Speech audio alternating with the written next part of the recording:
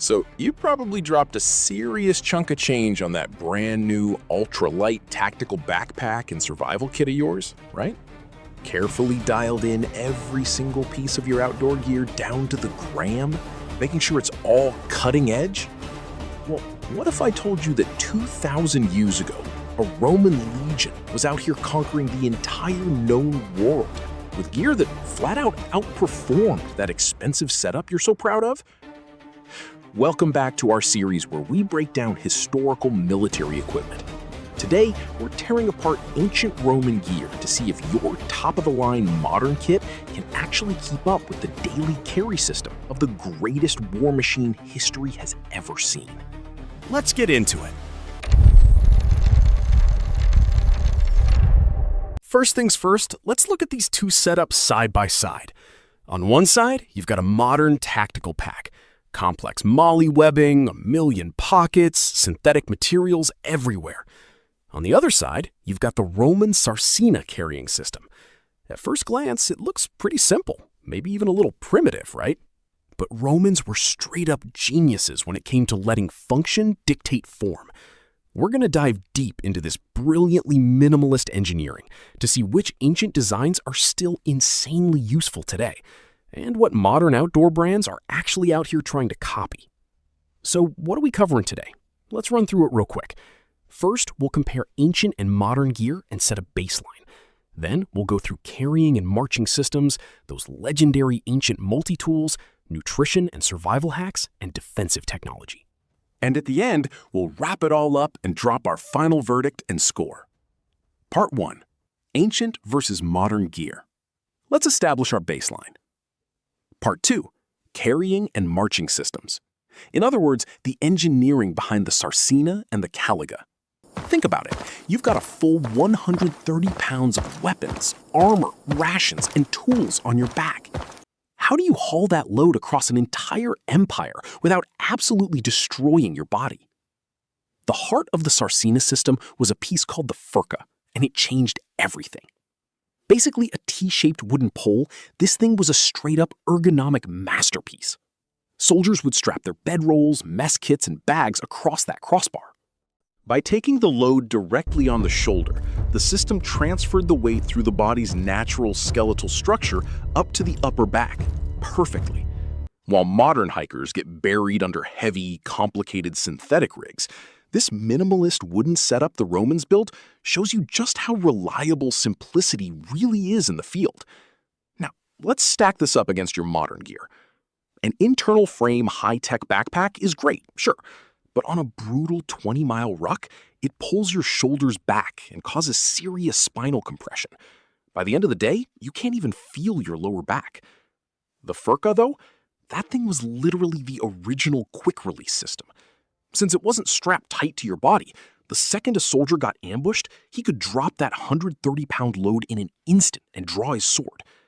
For modern tactical scenarios that demand instant reaction or high-stakes hiking trails, this concept of instantly ditching your weight still makes insane amounts of sense, even today. Now, let's get to the most critical part of any march: footwear. Those modern tactical boots you can't stop hyping up, they're solid, no doubt. But they've got one terrible habit: trapping moisture inside. That soaks your feet, causes blisters, and worst of all, makes you wide open to serious infections like trench foot. That's honestly a massive flaw in modern design. The Romans solved this completely with a fully ventilated, all-terrain sandal they called the Caliga. That open design meant sweat evaporated immediately, keeping a soldier's feet dry and healthy, even on those grueling, never-ending marches. But here's the detail I really want you to lock in on: those iron studs on the sole. These things worked like literal ancient crampons. Even on rain-slicked grass or knee-deep mud, they gave soldiers a perfect grip on the ground. Combined with a tough, single-piece leather build that was incredibly easy to repair in the field, you've got a system that, in terms of breathability and traction, honestly smokes a lot of today's fancy hiking boots. Think about how relevant and superior that ventilated, high-grip design still is for modern mountaineers tackling any kind of gnarly terrain. Thinking that multi-tools were invented just a few decades ago in some modern factory, that's a serious misconception. When you put a standard modern Swiss Army knife next to a Roman bronze folding tool, the whole game changes.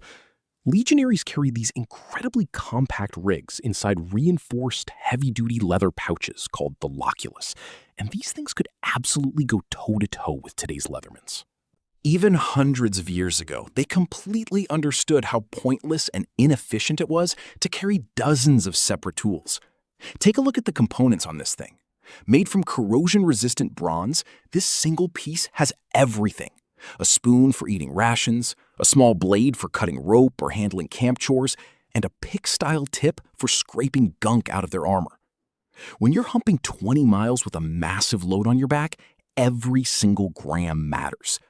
The idea of packing all that functionality into one body to save weight is still an incredibly practical principle for today's modern survival experts and ultralight backpackers.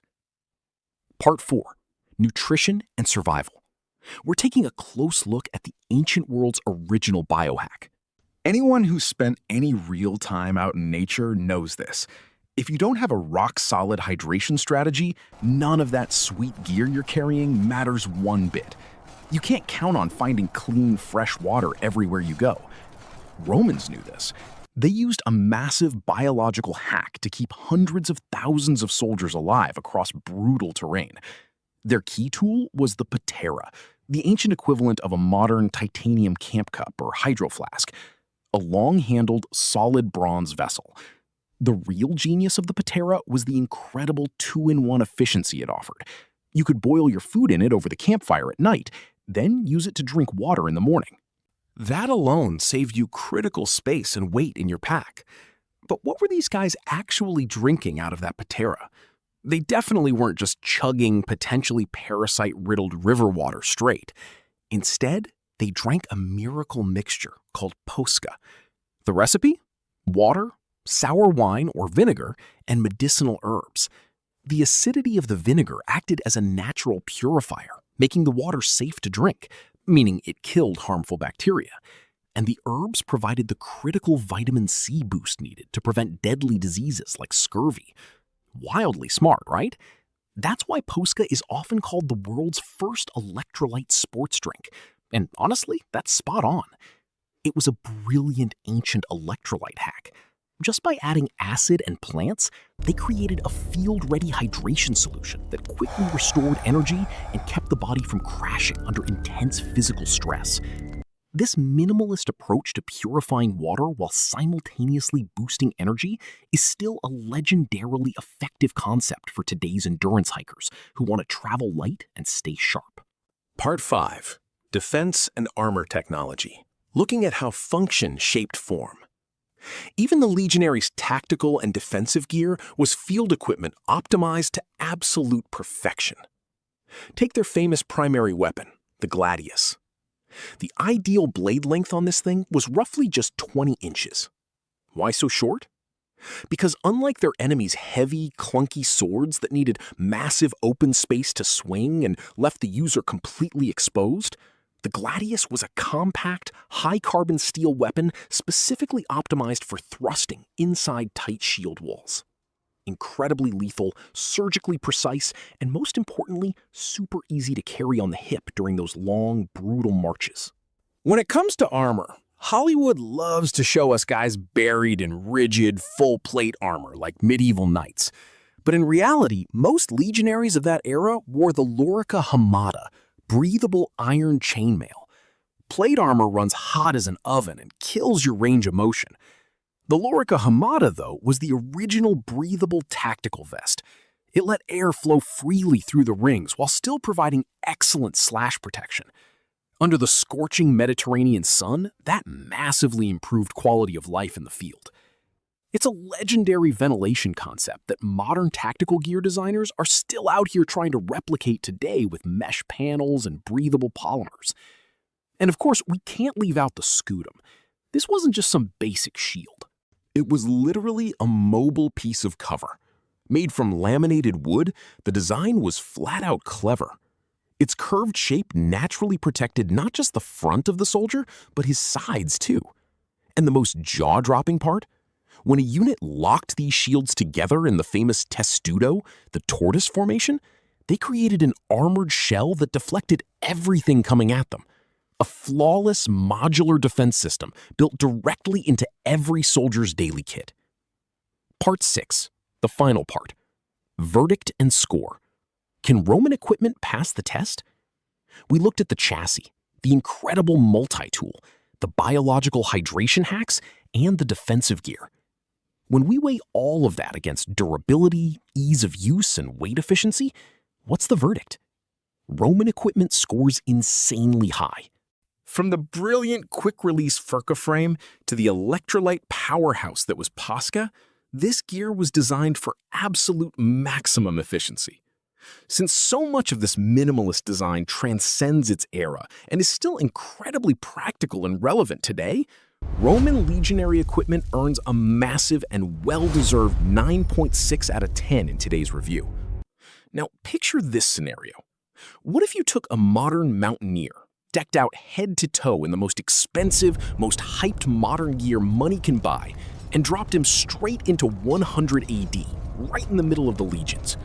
Chances are, those flashy, complicated synthetic rigs would completely fall apart trying to match the Roman legionaries' relentless, unforgiving pace. This gear wasn't just simple tools to help a soldier carry a backpack through the woods.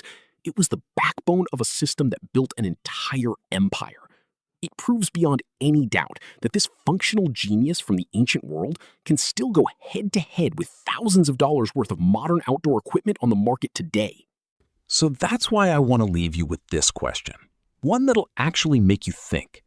If you had to swap out one piece of your modern gear for its Roman equivalent, which one would you pick? Would you trade in those sweaty, blister-causing hiking boots for a pair of iron-studded, breezy Caliga sandals? Or would you ditch that back-breaking, complicated pack for the Furca system that lets you drop your load in an instant? Think about how you could strip your own kit down and make it simpler and more functional. Don't forget to join us next time when we do a deep dive on another iconic piece of gear from the past. See you then.